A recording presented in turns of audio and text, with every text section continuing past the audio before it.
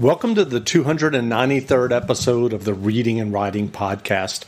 I'm your host, Jeff Rutherford. Stay tuned for my interview with New York Times bestselling author Sandra Brown. Also, after the interview, stay tuned for an excerpt from the audiobook of Sandra Brown's brand new novel, Thick as Thieves.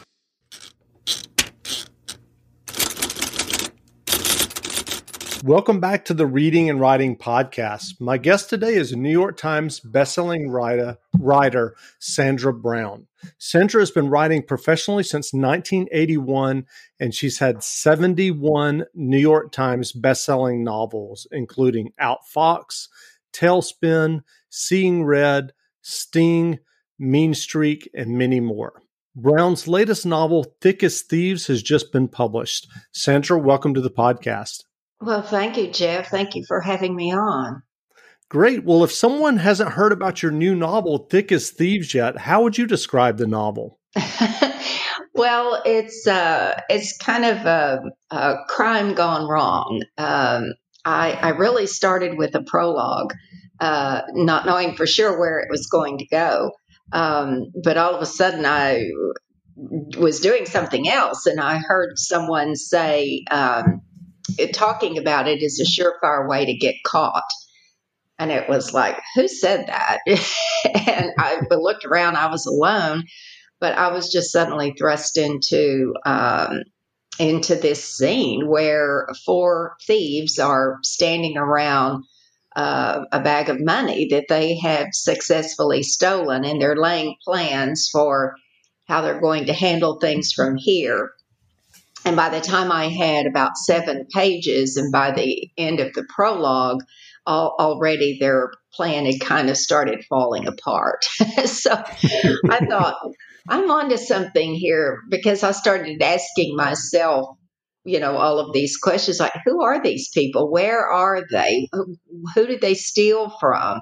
And I thought, well, if I'm that intrigued by this scene, then I think readers will be. So I called my editor and sent it to him, and he read it, and he said, gosh, I can't wait to see what happens next. And I said, me too. So I had 450 more pages to figure it out, but it really is, it's about, which is kind of a thematic, it's the crime gone wrong and what happens afterward.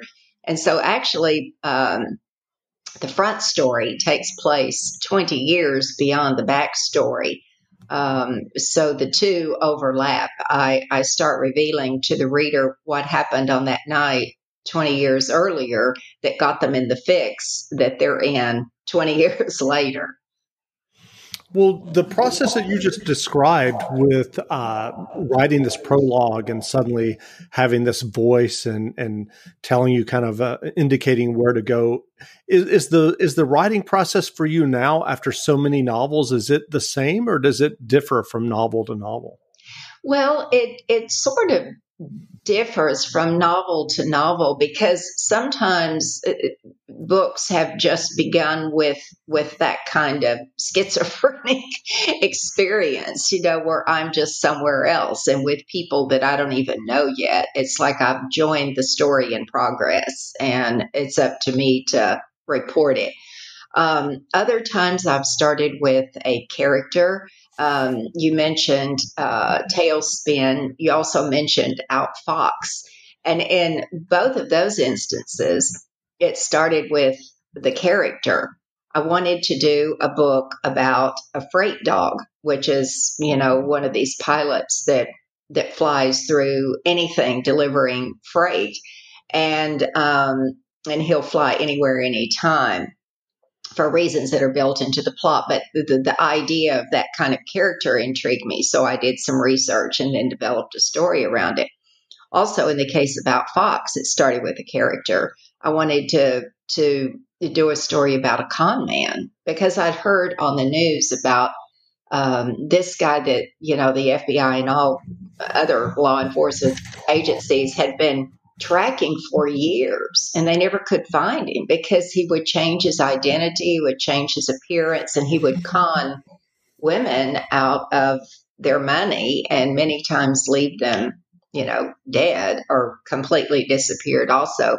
And I thought, how does somebody get away with that? And how would they ever catch him? And I thought, well, it would take somebody who was also as good at conning someone else. So those two books started with the character. So really, it's hard for me to pigeonhole exactly where the ideas come from, because the truth of the matter is I don't usually know. The idea will just materialize, and some ideas do not want to be a story.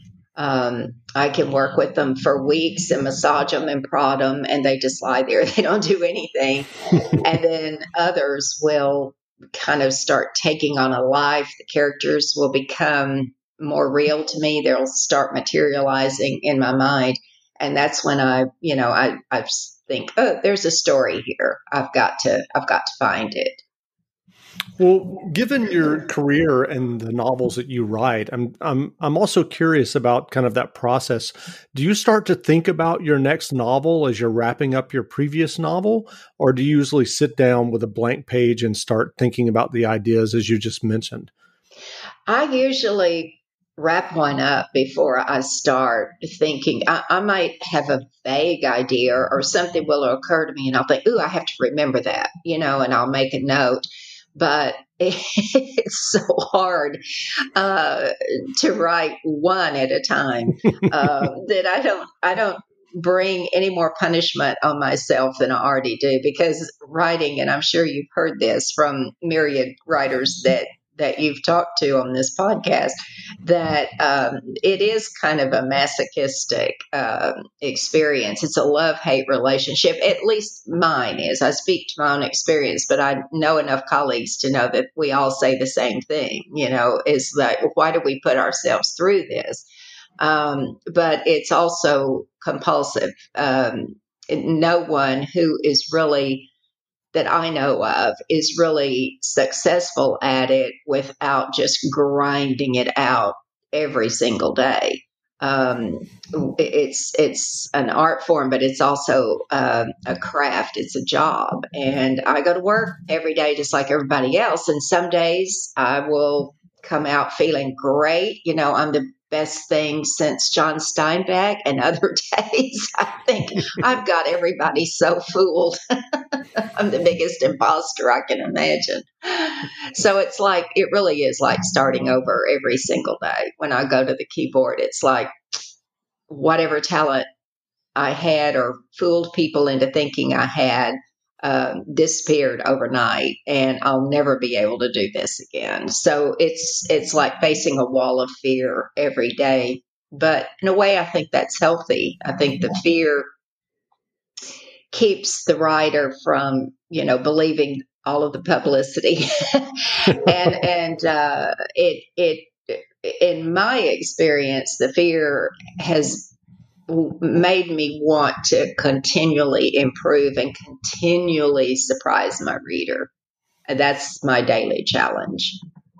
And given your career and the number of novels that you have written and published and have been bestsellers, do you take a break between novels for very long? Yeah, I do. Taken a shorter break this year because of circumstances, but there wasn't anything else to do. So I've already started on the next one. But yeah, I mean, I have a life, I have a life I really love. I love my husband and my children and grandchildren, and I have great friends. And so, except for this year, we'd go on a trip, or, I do take some time off. And also, once I put the book to bed, so to speak, and I've gone through that last galley read and everything is done, and all I have to do is wait on the publication of it, or the pre-publication lead up, which is also work. But I'm ready to, kind of let the cobwebs get blown away, and take some leisure time. But then after a few weeks, Jeff, it's really crazy, because then I start feeling, restless. I think, yeah, I can't wait to get into another story. So it is, as I say, it's a compulsive habit. I mean, it's just, I can't imagine not doing it. Well, as I mentioned earlier, you've been writing professionally since 1981 and you've had 71 New York Times bestselling novels.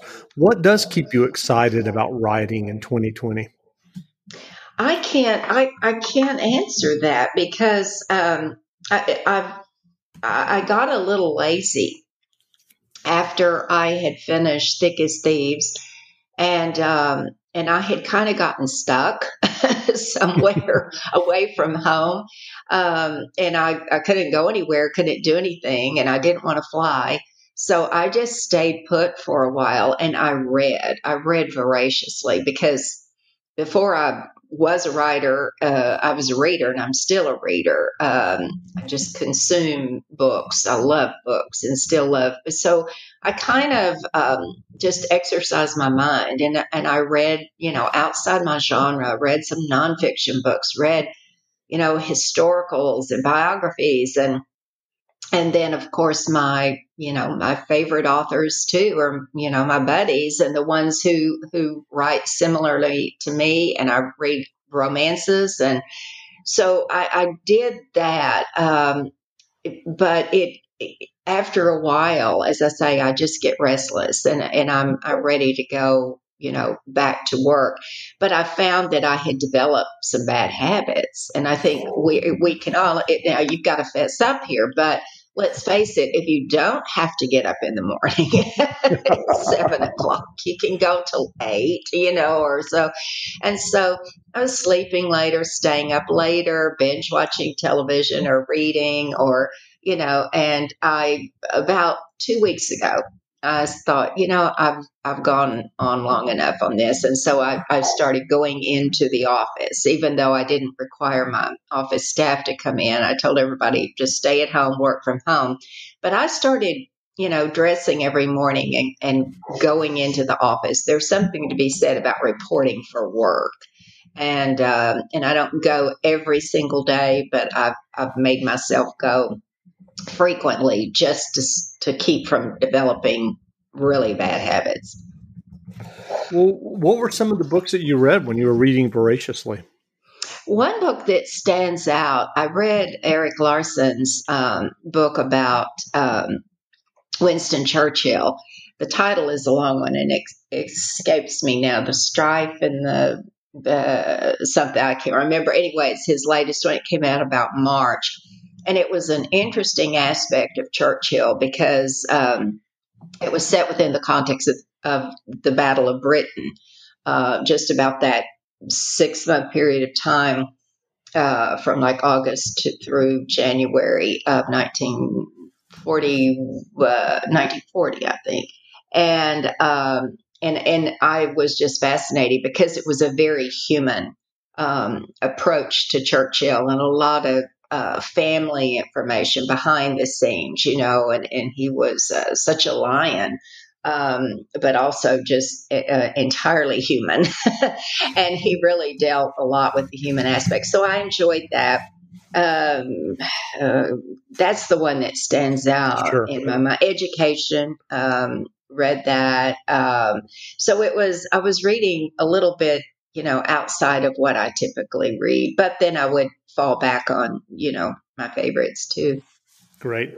Well, when you sat down to write and then get your first book published, had you written much fiction before then? I'd never written any fiction before then. But my background was, it was really the perfect gene pool. I had, my father was an editorial writer for the newspaper. And so every day, I saw Daddy go to work and have to create something, 500 words on something. And so that the discipline of that, just pulling something out of the air. And of course, he was commenting on the events of the day, but then he also would do some lighthearted stuff too. And then my mother was such an avid reader and such a romantic. And I have 4 younger sisters, and from the time that I can remember, Mother was reading us fairy tales out of her Grimm's fairy tales novel volumes, and she was putting Jane Eyre in our hands and saying, "You need to read this." And I mean, and she let me read Nancy Drew and all of that, the Bobbsey twins, and all of that too. But I also, she would give me great adventure stories, to read, Thomas Costain and Lloyd C. Douglas and all of the writers of the day. So I really grew up, just with a book in my hand, and books were such an integral part of our home. I can't imagine not having that. So when I went to college and I was majoring in English, and I remember having to write an essay on John Donne's quote, "No man is an island," and so in my English class, the professor came in with all the blue books and said, "Well, they're mostly pretty bad, but there are two that stand out, and one was mine, and one was a buddy of mine." And he read our essays to the class, and that was the first time. And everybody was just groaning and moaning, and ooh, we've got to write 6 pages or 8 pages or whatever it was. And see, I didn't find that very difficult. To me, I would break out in hives in the science classes. To me was kind of easy. And so that was the first inkling I had, but still, it never occurred to me that one could actually do this for a living. And it was when I was almost 30 years old, and my husband worked for the ABC affiliate in Dallas, and he had a morning talk show and would interview all the authors on book tour. And I kept thinking, "Gosh, you got to meet so and so, you got to meet so and so," and I would just be enthralled. And so I had a job there also, but it was part-time work, on air, contributor for this magazine show. And one day they fired everybody on on our crew, and so I was like, "Well, what do I do now?" And my husband really said, "Now you've got time and opportunity to say something you've always wanted to do, and that was, try writing. So give it a shot." And that's exactly what I did. And then I started just writing with a frenzy. So it was like, when the time was right, and I already had 2 children at home. They were toddlers, but I'd write between tending to these kids. And when I really started, it was like all the lights came on, and I knew that was, what I was supposed to do with my life. I loved it from the beginning. That's great. Well, I'm curious if you ever sit down to work and the words or ideas aren't flowing that day. Do you have any tips or tricks to get yourself started? No, if I knew those tips or tricks, believe me, I would draw upon them. But I do put in the hours. If all I do is sit in this chair and stare into space or out the window, for the hours, I stay there. I put in the hours. And if I can get myself to type, 2 paragraphs, it may be awful, but I can always go back and fix it. And I have found that, I guess it goes back to that fear, that if I ever gave into it, I would really never be able to do it again. And so I force myself to stay there and to put in the hours, because and I know other writers who say, "Forget it, I'm not doing this today, it's just not coming, I'm going to go out and do something else." But I would be scared to do that, so I force myself, and sometimes it lasts longer than a day. I can get in the middle of a book and have that middle of the book spike where everything flips, and then I'm like, "Oh gosh, I got 200 more pages. What in the world am I going to, fill that up with? What can happen now?" And sometimes it takes, a while, days, of sheer misery.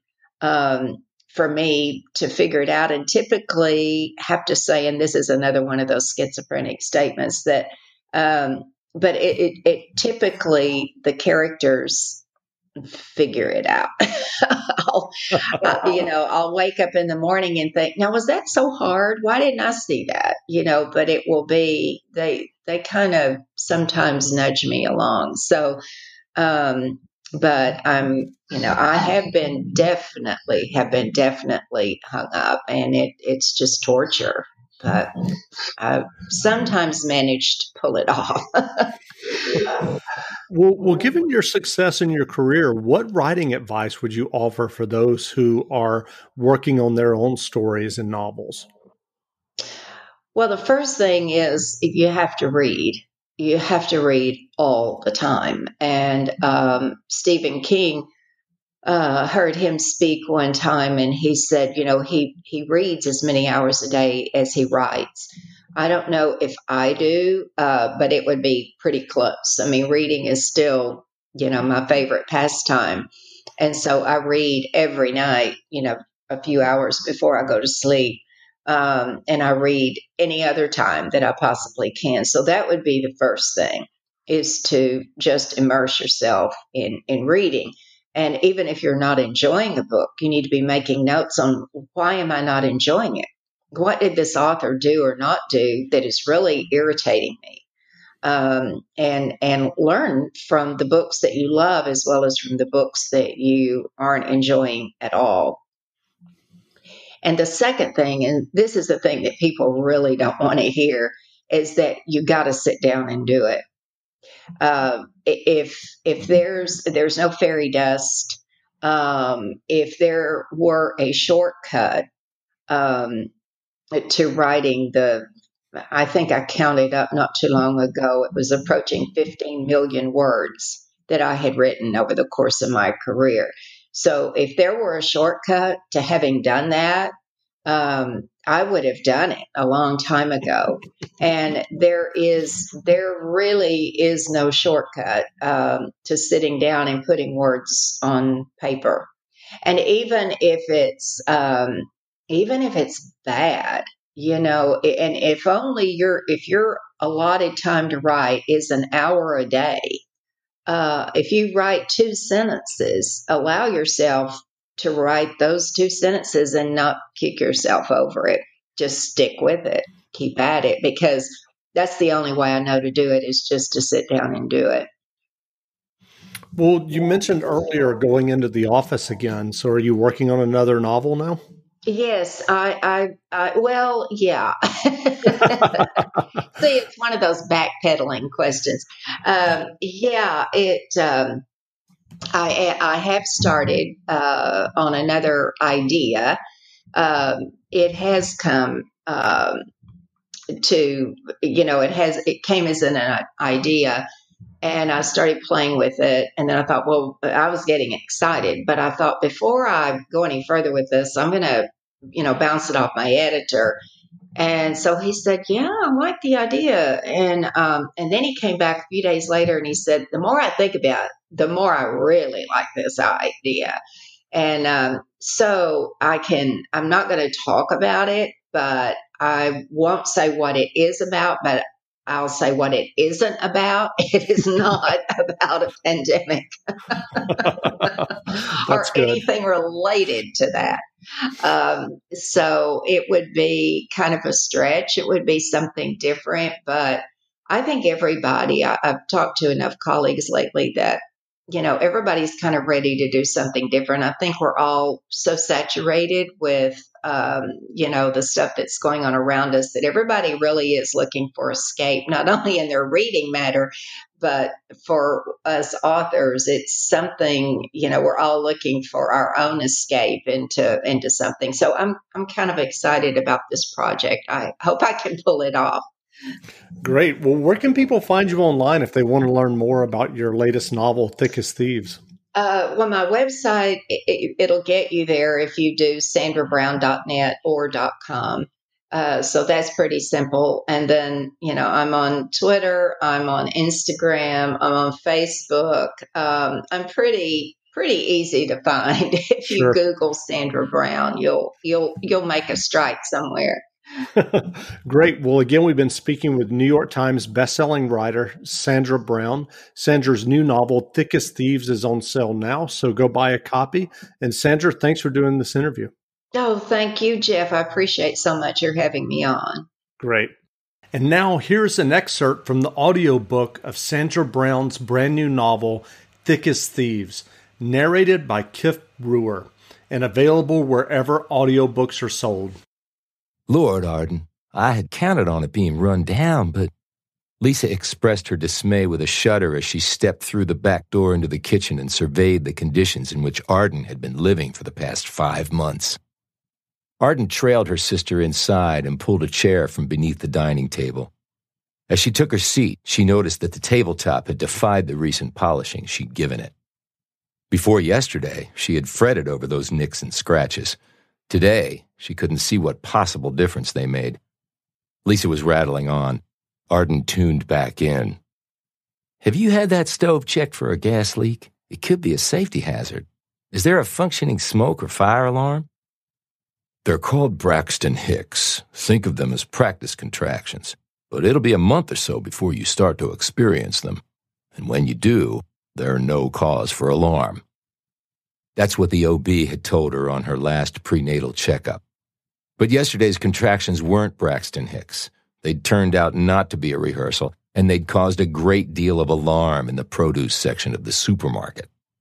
She forced her thoughts away from that and back to Lisa, who stood in the center of the kitchen, elbows tucked into her sides as though afraid she might accidentally make contact with a contaminated surface. You told me you were occupying only a few of the downstairs rooms. What about in here? Lisa went over to the open doorway and looked in at the formal dining room and beyond it, the living room. 2 decades ago, they'd been emptied of all furnishings except for the upright piano that stood where it always had. Arden had been surprised to find it still here, but she supposed that it had remained for the same reason Lisa hadn't taken it with them when they vacated. How does one cart off something that large? I suppose the rooms upstairs are as empty as these, Lisa remarked.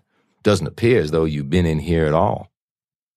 She gave the staircase a sweeping glance, then turned back into the kitchen. Where are you sleeping? Arden nodded toward the room off the kitchen. Lisa gave the partially open door a push with the knuckle of her index finger. It was a square and featureless space with a square and featureless window. Their mother, Marjorie, had used it as a catch-all to store Christmas decorations, cast-off clothing bound for goodwill. Their dads rarely used golf clubs, a portable sewing machine, and such. When Arden moved in, she decided to set up a temporary bedroom in here, rather than use her old room upstairs, saving herself from having to go up and down the stairs as her pregnancy advanced and she grew more ungainly. That was no longer an issue. When the first pain gripped her, Arden dropped the apple she'd been testing and splayed her hands over her distended abdomen. Although the sharp and unexpected contraction robbed her of breath, she gave a cry of fright. "What's the matter, honey?" She turned toward a voice filled with concern. She registered a pleasant face framed by gray hair, a blue and white striped blouse, and kindly eyes.